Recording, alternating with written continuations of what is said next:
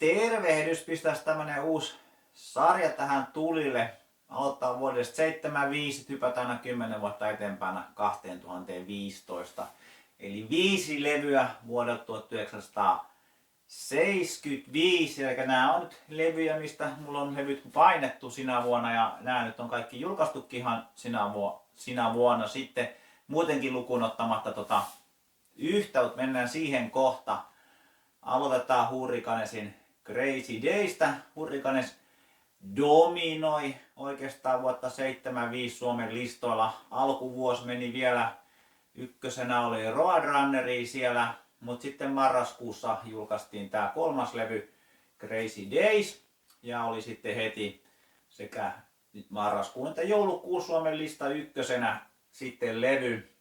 Ja itselleen tämä Hurricanesin Crazy Days on ehkä se läheisin Hurricanesin levy, koska tätä tuli kuunneltua tyttöystävän kanssa autossa aika paljon, kun hän ei juuri perustanut punkista saatikka thrash metallista, sitten mitä muuten 89 itse kuuntelin kasetilla sattuu olemaan. Olin jostain onnistunut löytää tämän kasettina ja kuuntelin. Harmi, kasetti on kadonnut, mutta tämä levyn sain tässä näin viime vuonna.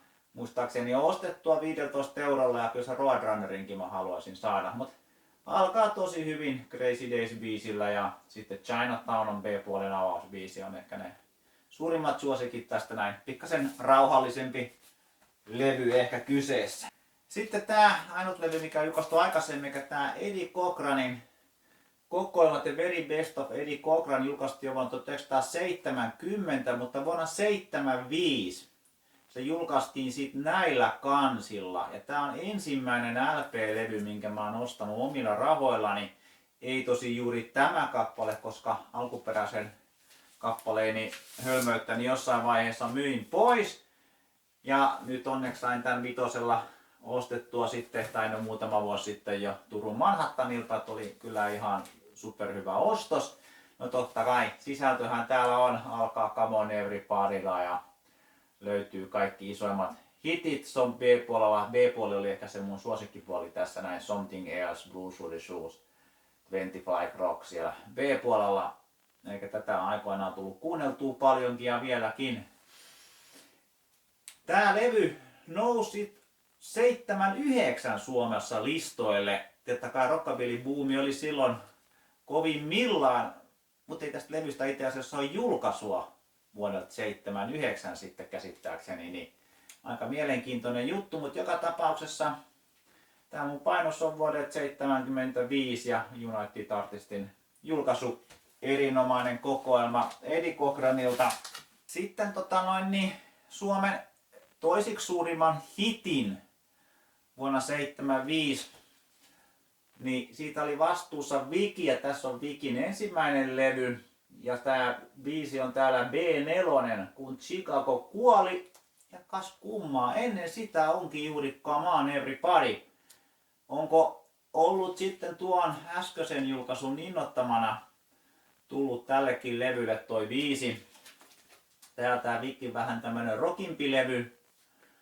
Ei ole mun mielestä ehkä se hänen varmaan enemmän itse siihen Vikin diskolevyihin kiinnostanut.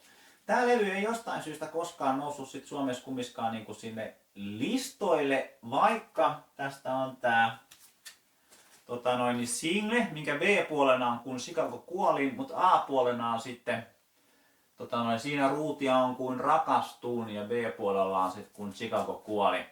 Itse mä sit biisistä kyllä erityisesti piittaa ja niin kuin sanoit mulle ne diskopuolen levyt on ne tärkeimmät levyt. Sitten seuraava olikin se Suomen ehdottomasti kovin hitti vuonna 75. Tää levy syrjäytti Hurricanesin Roadrunnerin sieltä listoilta toukokuussa 75 ja kyseessä on Marionin El Bimbo. Itse El Bimbo hitti single oli julkaistu jo tuolla Saksassa 74. Mutta se Suomessa julkaistiin sitten suomenkielisenä 75 ja tällä levyllä on niinku bonuksena tuolla viimeisenä biisinä myös se saksankielinen versio El Bimbosta. Ja muutenkin tällä levyllä on kyllä noita hittibiisejä kyllä onnistuttu keräämään. Ding a Dong, eli toi Hollannin Euroviisun biisi. Ja sitten niin oma suosikki tässä on toi El Bimbo, kyllä on sekin ihan ok, mutta on se vähänkin vanhentunut.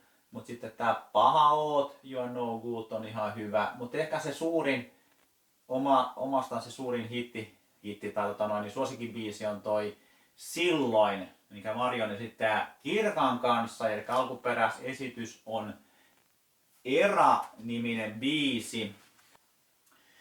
Ja se Era on tämmöisten artistien kuin Wes and Dori Geshin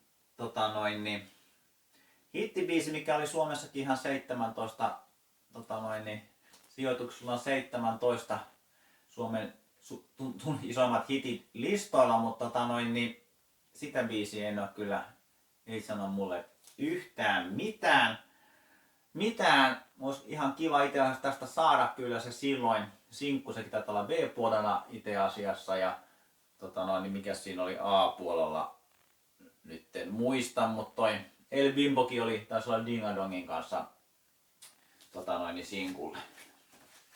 No sitten 75 niin julkaistiin myös Finn Hits.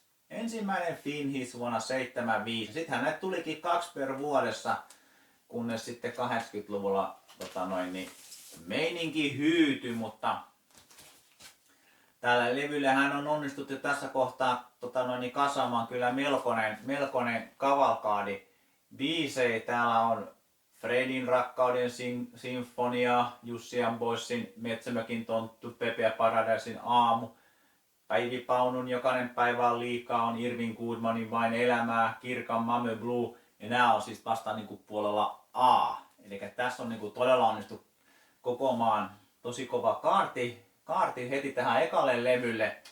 Mutta täytyy sanoa aina näistä Finn Hitsin levyistä vähän, niin näistä on kauhean vaikea ollut lukea sitä esittäjää. Se on jotenkin merkattu vähän epäselvästi tähän näin. Omiin silmiin ainakin, että kyllä nämä on aika lailla biisi edellä nämä kokoelmat. Sitten kuitenkin mennyt. Et vähän selkeämmin olisi voineet laittaa niitä, mutta joka tapauksessa Finn Hitsit aloitti vuonna 75 juhlansa listoilla, myyntilistoilla sitten.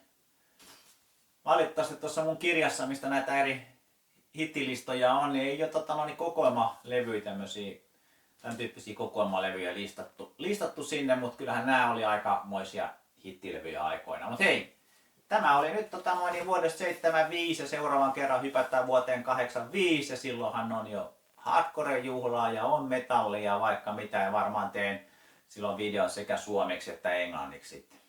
Mut kiva kun kattelit tän näin ja nähdäänpä taas. Moi!